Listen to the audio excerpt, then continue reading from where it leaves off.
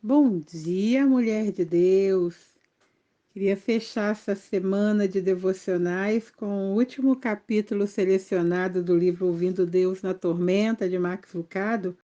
O livro é muito rico, mas dos capítulos que eu escolhi, esse é o último aí que eu vou deixar com vocês, amém?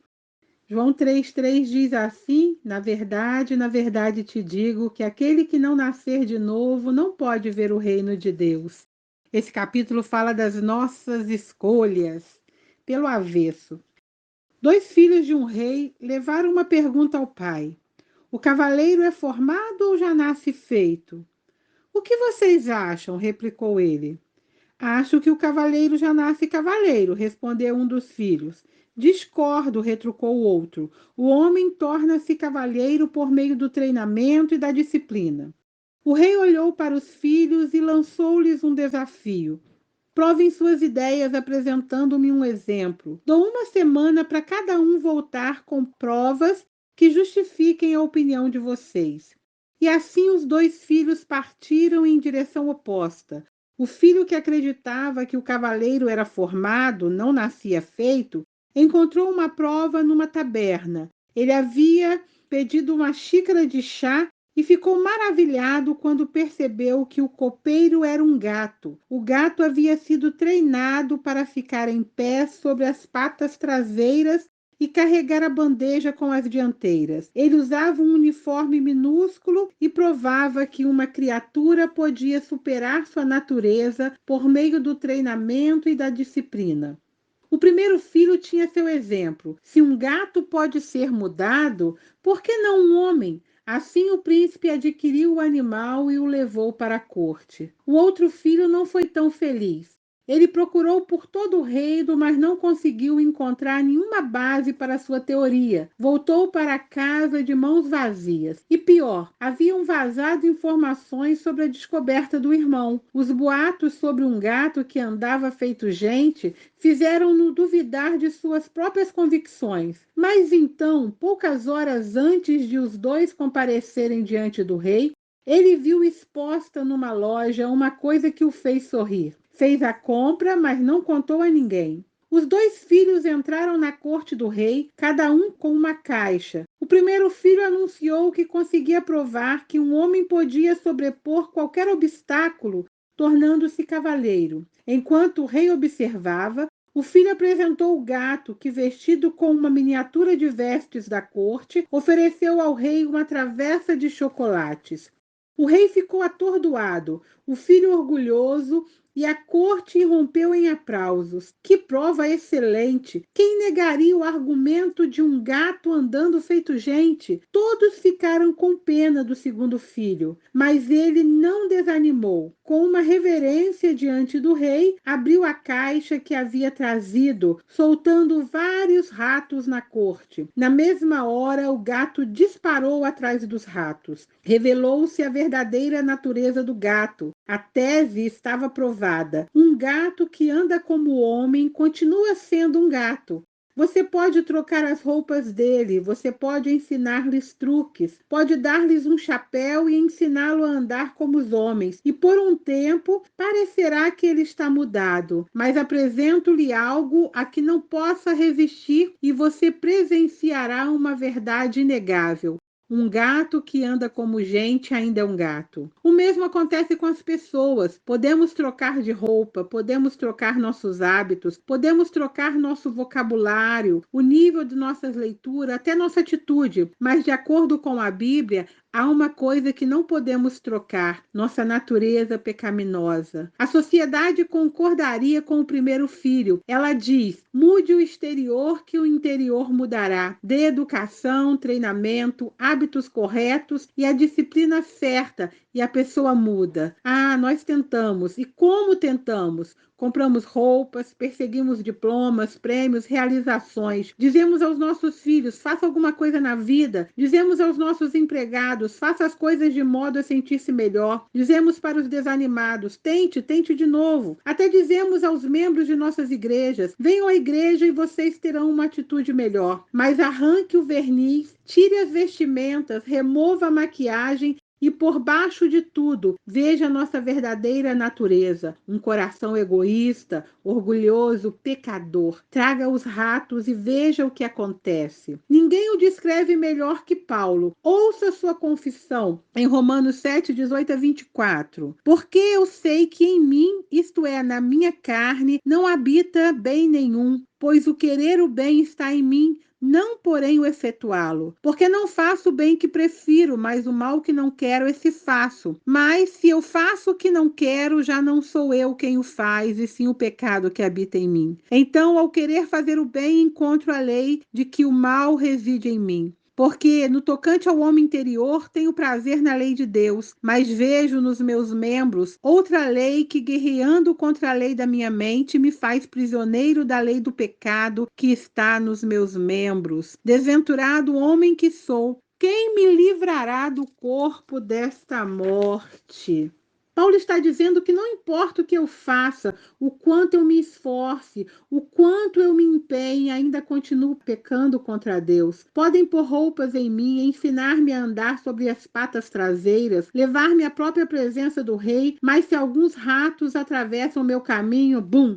A realidade aparece, perco a razão, esqueço meus alvos, exijo meu espaço, minto, cobiço, mudo, caio. O animal interno toma conta. Por favor, lembre quem escreveu essas palavras, o apóstolo Paulo, o missionário, Paulo o zeloso, Paulo mártir, Paulo escritor sagrado, Paulo o pecador. O mesmo Paulo que perguntou: quem me livrará do corpo desta morte? É o Paulo que respondeu o dilema proclamando: dou graças a Deus por Jesus Cristo, nosso Senhor, Romanos 7, 25. Mudar de roupa não é mudar de pessoa. A disciplina exterior não altera o que está dentro. Novos hábitos não formam uma nova alma. Não estou dizendo que a mudança externa não é boa. Estou dizendo que a mudança externa não é suficiente. Se alguém quer ver o reino, precisa nascer de novo. Essa frase nascer de novo pertence a Jesus. Ele a usou pela primeira vez quando conversava com Nicodemos. Nicodemos era um homem bom, um homem muito bom. Era fariseu, líder religioso, membro do Sinédrio, um dos líderes de Jerusalém. Sem dúvida, aprendera e ensinara que mudando o exterior, muda-se o interior. Ele, como Paulo, reverenciava a lei. Ele, como Paulo, queria fazer o que é certo. Ele pensava que, com o devido treinamento, poderia fazer de um gato um copeiro. Mas Jesus lhe disse: na verdade te digo que aquele que não nascer de novo não pode ver o reino de Deus. A resposta de Nicodemos é sincera. Ele não pergunta por quê, pergunta como. Quem sabe você esteja fazendo a mesma pergunta: como uma pessoa nasce de novo? Para você ter uma ideia, pense em seu próprio nascimento. Volte o vídeo para o começo de sua vida e pare nos primeiros momentos. Olhe para si mesmo, novinho, olhos novos, boca nova, nada de segunda mão, tudo original. Agora me diga, quem lhe deu essas partes? Quem lhe deu olhos para que conseguisse ver? Quem lhe deu mãos para que conseguisse trabalhar? Quem lhe deu pés para que conseguisse andar? Você fez seus próprios olhos, suas próprias mãos, seus próprios pés? Não, você não fez nada. Deus fez tudo. Foi Ele quem fez todas as coisas novas da primeira vez e é Ele quem fará tudo novo pela segunda vez. O Criador cria novamente. Se alguém está em Cristo, nova criatura é. As coisas velhas já passaram, eis que tudo se fez novo. 2 Coríntios 5,17. O maior milagre de Deus. É surpreendente quando Deus cura o corpo. É extraordinário quando Deus ouve a oração. É incrível quando Deus provê um novo emprego, um novo carro, um novo filho. Mas nada disso se compara com a nova vida que Deus cria. Em nosso novo nascimento, Deus refaz nossa alma e nos dá mais uma vez o que precisamos. Olhos novos para ver pela fé, mente nova para termos a mente de Cristo, força nova para não ficarmos cansados, visão nova para não perdermos o entusiasmo, voz nova para louvar e mãos novas para servir. E acima de tudo, um coração novo, um coração que foi purificado por Cristo. E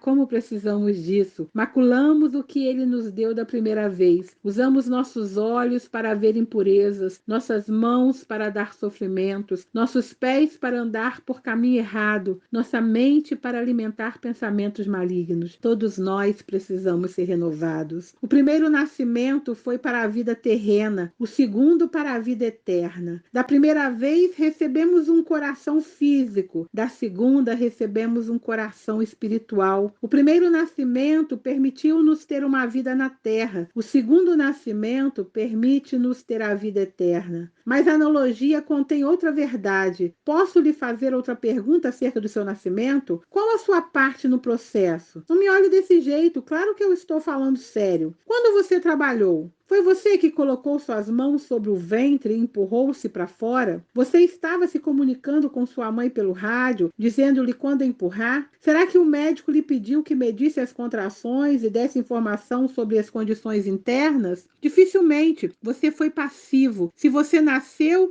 não foi por aquilo que fez. Alguém fez todo o trabalho, alguém sentiu toda a dor. Sua mãe é que fez todo o trabalho de empurrar e lutar. Seu nascimento resultou do esforço de outra pessoa. O mesmo acontece em nosso nascimento espiritual. É pelo sofrimento de Deus que nascemos, não por nosso esforço, mas pelo esforço de Deus. Não é nosso sangue derramado, é o dele. Jesus ilustra isso lembrando a Nicodemos: como Moisés levantou a serpente no deserto, assim importa que o Filho do Homem seja levantado. Como Israel reclamasse de Deus, enviou ele serpentes que picassem o povo. Alguns morreram e outros estavam morrendo. As pessoas confessaram que havia pecado e rogaram a Moisés que as livrasse. Moisés voltou-se para Deus e o Pai lhe disse para fazer uma serpente de bronze, prendesse numa vara e dissesse aos israelitas que tinham sido picados que se voltassem a ela com fé para serem curados. Assim como a serpente foi levantada, Jesus também foi levantado. Assim como a serpente foi presa em uma vara, na cruz Jesus também prendeu o poder da serpente do Éden numa vara. E assim como a serpente era uma maldição, Jesus também tornou-se maldição por nós. E assim como as pessoas eram curadas quando olhavam para a serpente, nós também somos curados quando olhamos para a cruz. É a ordem que todo o povo recebeu.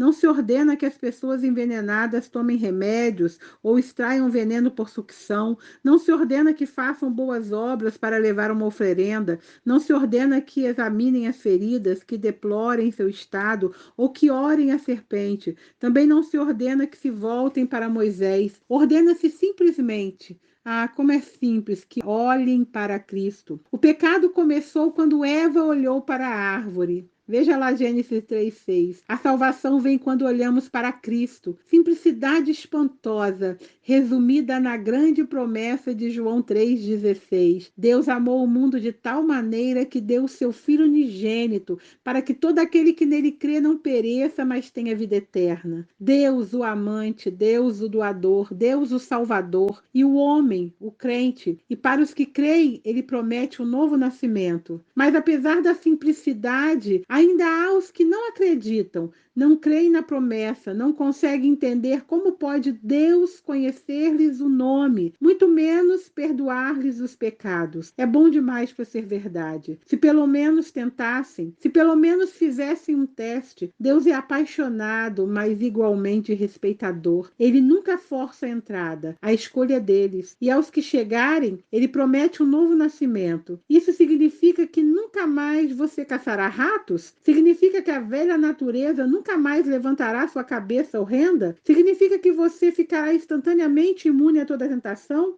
Vá para a sala de parto para responder essa pergunta. Olhe para o bebê recém-nascido. O que ele consegue fazer? Consegue andar? Consegue alimentar-se sozinho? Consegue cantar, ou ler, ou falar? Não, ainda não, mas algum dia conseguirá. Crescer leva tempo. Mas será que os pais, na sala de parto, têm vergonha do bebê? A mãe fica constrangida porque o bebê não consegue soletrar, porque o recém-nascido não consegue andar, porque o neném não consegue fazer um discurso? Claro que não. Os pais não ficam envergonhados, ficam orgulhosos, sabem que o crescimento virá com o tempo. Deus também. O Senhor é longânimo para conosco, não querendo que alguns se percam, senão que todos venham a arrepender-se. 2 Pedro 3,9, aleluia. Em geral, Deus é mais paciente conosco do que nós próprios. Achamos que se caímos, não nascemos de novo. Se tropeçamos, não nos convertemos de verdade. Se temos velhos desejos, com certeza não somos nova criação. Se você fica angustiado com isso, por favor, lembre-se de Filipenses 1,6.